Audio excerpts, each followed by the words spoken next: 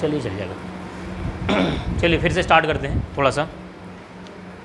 Relation between electric field and potential. इसमें हम लोग क्या करेंगे, इलेक्ट्रिक फील्ड और पोटेंशियल के बीच में रिलेशन डिराइव करेंगे। उसके लिए मैंने एकदम बेसिक लिया हुआ है कि एक पॉइंट ले लिया, पॉइंट चार्ज है Q, और इससे कुछ दूरी पर एक पॉइंट B है, और उसी से कुछ दूरी पर पॉइंट A है। सबसे लास्ट पॉइंट A पर हमने एक टेस्ट चार्ज लिया हुआ है, और वो है Q0।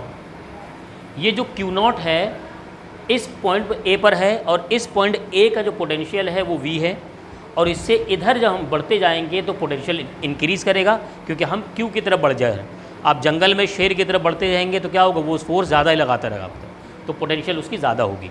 तो यहाँ पर जो पोटेंशियल होगा, मान लीजिए V प्लस dV है, यानी इससे ज़्यादा है कितना, dV ज़्यादा है। अब ये dr डिस्टेंस है और हम Q0 को इधर लेके आना चाह रहे हैं। ये क्या करेगा, इस Q0 पर एक फोर्स लगाएगा, और वो फोर्स होगा F। ठीक है। अब अगर हम A को B इस पॉइंट को A से B तक लाना चाहते हैं तो जो वर्क डन करना पड़ेगा, वर्क डन, इसको हम दो तरीके से लिख सकते हैं। कैसे, एक तरीका तो हो गया फोर्स इनटू डिस्प्लेसमेंट का, फोर्स इनटू डिस्प्लेसमेंट का, यानी यहाँ हो जाएगा फोर्स इनटू dr। ये वर्क डन हो गया, ये फर्स्ट मेथड हो गया। दूसरा मेथड वर्क डन का क्या हो सकता है बताइए, वर्क डन का दूसरा मेथड कैसे लिख सकते हैं, पोटेंशियल के फॉर्म में। पोटेंशियल के फॉर्म में क्या होता है भाई, V = W अपॉन Q0 होता है। क्या यहाँ पर हम लिख सकते हैं VB माइनस VA, सही है। अच्छा ज़रा ध्यान दीजिए, VB माइनस VA कितना होगा, क्या ये dV होगा, V प्लस dV यहाँ लिखेंगे, माइनस V लिखेंगे तो V से V कैंसिल हो जाएगा, ये हो जाएगा dV = W अपॉन Q0। क्या यहाँ से work done = dV into Q0 होगा, सही है। तो पोटेंशियल के फॉर्म में हम यहाँ लिख सकते हैं work done = dV into Q0, equation second. ये दोनों वर्क डन है, दोनों को इक्वल कर लेते हैं, तो यहाँ से आ जाएगा force into dr = dV into Q0,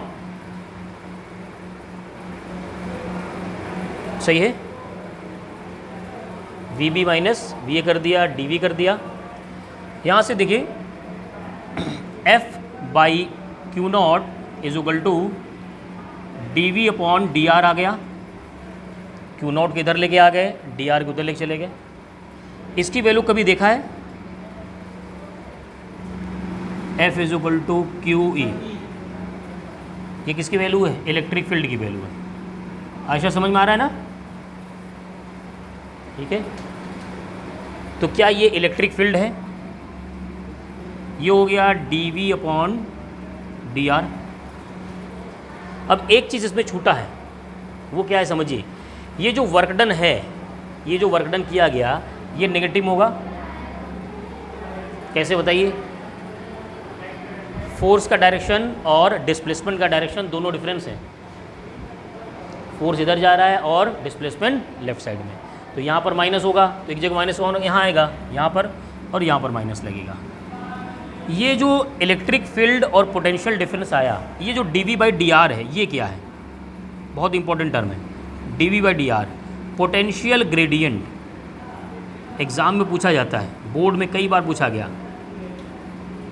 potential gradient, potential gradient is the change in potential with respect to displacement.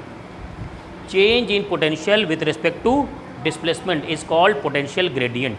और इसी नाम से ही न्यूमेरिकल में भी पूछा जाता है, फाइंड द पोटेंशियल ग्रेडियंट। वो dV/dr नहीं पूछेगा, वो आपसे पूछेगा पोटेंशियल ग्रेडियंट, तो आप dV/dr फाइंड करना होगा। अच्छा, नेगेटिव साइन क्या शो कर रहा है सुमित, नेगेटिव साइन क्या शो कर रहा, नेगेटिव साइन ये शो कर रहा है कि जैसे जैसे आप इस तरफ बढ़ेंगे, क्या कर रहे हैं, पोटेंशियल की तरफ, पोटेंशियल इंक्रीज़ कर रहा, पोटेंशियल इंक्रीज़ कर रहा, और आर भी इंक्रीज़ कर रहा होगा, नहीं आर डिक्रीज़ करेगा, क्या कर रहा, आर भी इंक्रीज़ करेगा, तो क्या होगा, इलेक्ट्रिक फील्ड डिक्रीज़ कर जाएगा। तो ये क्या होता है, इसका अपोजिट हो जाता है फिर, है ना। यानी क्या करता है, जैसे जैसे पोटेंशियल इंक्रीज़ कर रहा है, वैसे वैसे इलेक्ट्रिक फील्ड डिक्रीज़ कर रहा। तो दो चीज़ें हैं, एक तो पोटेंशियल ग्रेडियंट और दूसरा हो गया इलेक्ट्रिक फील्ड। अच्छा, इसी से फॉर्मूला ड्राइव करके आ जाता है, वो आ जाता है E = V/R। कैसे? जब हम इसको इंटीग्रेट करेंगे, भाई इसको इंटीग्रेट कैसे कर सकते हैं, यहाँ से आ सकता है dV = E × dr। सही है, इसको इंटीग्रेट कर दीजिए। अच्छा, R कहाँ से कहाँ वेरी कर सकता है? R वेरी कर सकता है R1 से R2, और ये वेरी कर सकता है V1 से V2। तो यानी यहाँ हो गया potential difference V2 - V1 = E R2 - R1। सही है, समझ में आ रहा है ना? इंटीग्रेशन समझ में आता है, इसमें ज़्यादा कुछ नहीं आता। मैथ साइड से, बायो साइड से? अच्छा, यहाँ इंटीग्रेशन कोई टफ नहीं है। इंटीग्रेशन होता है भाई, हमें लिमिट रखना होता है। यहाँ जो इंटीग्रेशन हो dr होगा ना, dr का इंटीग्रेट करेंगे, एक्चुअल में होता है 1 × dr। जब इसको इंटीग्रेट करेंगे तो ये आ जाएगा r, और ये जो लिमिट रखी गई है ना, ये इसको क्या करते हैं, यहाँ रख देते हैं R1 और R2, देखा होगा ऐसे। और फिर क्या करते हैं, ऊपर वाले की वैल्यू एक बार रखते हैं, माइनस करके नीचे वाले की वैल्यू एक बार रखते हैं। कैसे रखते हैं? यहाँ रख देंगे R2 - R1, ये वैल्यू इसकी जगह ऊपर वाली वैल्यू रखेंगे एक बार, फिर माइनस करके नीचे वाली वैल्यू रखेंगे। जैसे यहाँ अगर 4 होता तो यहाँ लिखते 4, यहाँ होता 3 तो यहाँ लिखते 3। यहाँ इतनी ज़रूरत है, जहाँ जितनी ज़रूरत है उतना समझाऊंगा, ठीक है? उससे ज़्यादा पढ़ने की ज़रूरत नहीं है, जितनी ज़रूरत है वहाँ सीखते रहिएगा। तो यहाँ पर जब इंटीग्रेशन करेंगे तो ये आएगा। अब एक बात समझिए, अगर पोटेंशियल बहुत दूर से आया होता तो पोटेंशियल 0 इन्फिनाइट पर 0 होता, तो यहाँ पर जो लिमिट होती वो क्या होता, इन्फिनिटी होता। चलो मैं यहाँ से नहीं, यहाँ बनाता हूँ। If point A is on infinitive, तो क्या होता है भाई, VA = 0। ठीक, तो क्या हो जाता, यहाँ से सीधे सीधे हो जाता V2, यानी V कह देते किसी एक का पोटेंशियल। और सीधा समझाते हैं, ऐसे करो, यहाँ हो जाता 0 और यहाँ होता V2, और ये होता dV, और ये हो जाता 0, और ये होता R2, या इसको इन्फिनिटी कह दो, सिंपल। तो ये हो जाता dr। पूरा इसको भी समझो। अब मैंने कहा था ना 1 × dV, तो क्या हो जाता V, और यहाँ हो जाएगा V2 से 0। सही है, यहाँ E को बाहर कर दिया, और 1 × dr R हो जाएगा, यहाँ हो जाएगा इन्फिनिटिव और R2। ठीक है, अब देखो मैंने कहा था ना एक बार R2 रखना, फिर ये वैल्यू रखना, तो यहाँ क्या आ जाएगा, यहाँ हो जाएगा V2 - 0 E R - इन्फिनिटी या 0 सेम है, तो यहाँ से क्या होगा, V = E × R। फॉर्मूला पढ़ा होगा ये, V = E/R, या ऐसे पढ़ा होगा प्लेट्स के बीच में, E = V/D। स्कूल में ऐसे पढ़ा दिया होगा डायरेक्ट, ये पढ़ाया था। ये फॉर्मूला इसी से आता है, ऐसे आता है, समझ गए? तो रिलेशन फाइंड करने का आएगा ना, तो यहाँ तक करना बस काफ़ी है। ये तो समझाने के लिए मैंने बताया कि आता कैसे है, ताकि आप सीख सकें, है ना? ये रटने की ज़रूरत नहीं है, ये सीखने की ज़रूरत है, ताकि हम जब न्यूमेरिकल लगाएं तो हमें कभी कभी बीच के पॉइंट भी पूछे जाते हैं बोर्ड में, तो वो पॉइंट्स हम न्यूमेरिकल लगा पाएंगे। समझ गए? चलिए इतना नोट कीजिए, उसके बाद आगे बढ़ते हैं।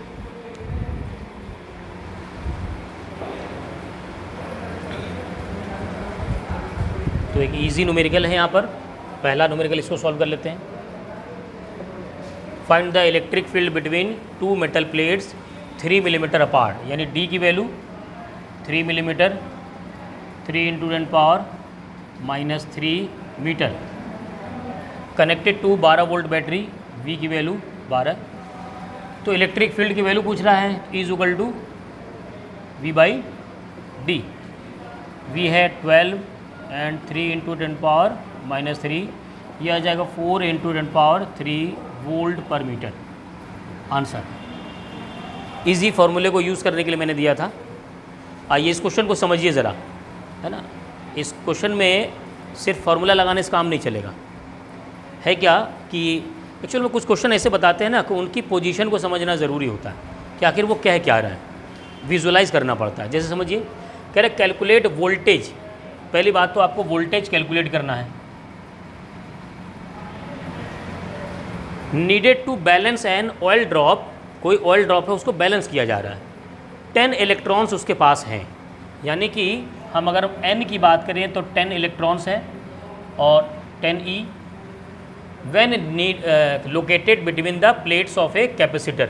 अच्छा, 10 इलेक्ट्रॉन्स का मतलब Q is equal to NE कर सकते हैं, तो 10 इंटू 1.6 इंटू 10⁻19 कूलम हो गया, यानी उस पर जो चार्ज होगा वो ये वैल्यू होगी। अब कह रहा है कि when located between plates of a capacitor which are 5 millimetre apart, यानी ये दो प्लेट हो गई, इनके बीच की डिस्टेंस है 5 मिलीमीटर और ये कैपेसिटर है, और वो ड्रॉप कहीं यहाँ पर है मान लीजिए, और इस ड्रॉप के पास कितना चार्ज है, ये चार्ज है। क्लियर। और कह रहा है कि जी की वैल्यू दे दिया, mass of oil drop is इतना, यानी m की वैल्यू इतना है 3 इंटू 10⁻16 kg। अब देखिए बात समझिए, ये ऑयल ड्रॉप नीचे आना चाहेगा, क्यों? अपने ग्रेविटी की वजह से, अपने वेट की वजह से, और इसको हमें बैलेंस करना है। बैलेंस करने का मतलब ये है कि जस्ट अपोजिट उतना ही इक्वल फोर्स लगाना पड़ेगा, तो यानी हमें ऊपर एक फोर्स लगा देना चाहिए। अब फोर्स लगा कौन सकता है? ये दो कैपेसिटर हैं, इन दोनों की वजह से इलेक्ट्रिक फील्ड होगा, पोटेंशियल होगा, उसकी वजह से फोर्स लगेगा। क्लियर सी बात है एकदम। यानी कि यहाँ पर देखिए फोर्स क्या लगेगा, F is equal to QE is equal to क्या होगा, नीचे mg। समझ में आ रही बात? ये मैंने कैसे किया, QE is equal to mg force नीचे लग रहा है, दो कैपेसिटर की वजह से एक फोर्स ऊपर लगेगा इलेक्ट्रिक फील्ड की वजह से, और वो होगा Q इंटू E। क्लियर। अब यहाँ पर वैल्यू किसकी किसकी पता है, m की पता है, g की पता है, E की नहीं पता, Q की पता है, लेकिन हमसे पूछा V है। तो अब ऐसा करो कि इस पर V लेके आओ, पोटेंशियल। V कैसे आएगा बताइए, V कैसे आएगा? हाँ, ये रख दीजिए Q into V by D mg। अब वैल्यू यहाँ पर रख दीजिए, Q की वैल्यू 1.6 इंटू 10⁻19, V हमें पता करना है, D की वैल्यू 5 इंटू 10⁻3, M की वैल्यू 3 इंटू 10⁻16 और G 10 है। बस इसमें सिर्फ V नहीं पता है, सॉल्व करेंगे आंसर आएगा इससे।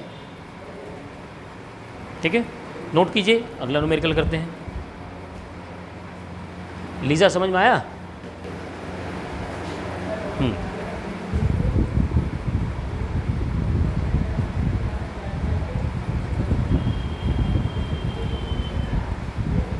अच्छा, आवाज़ आ रही?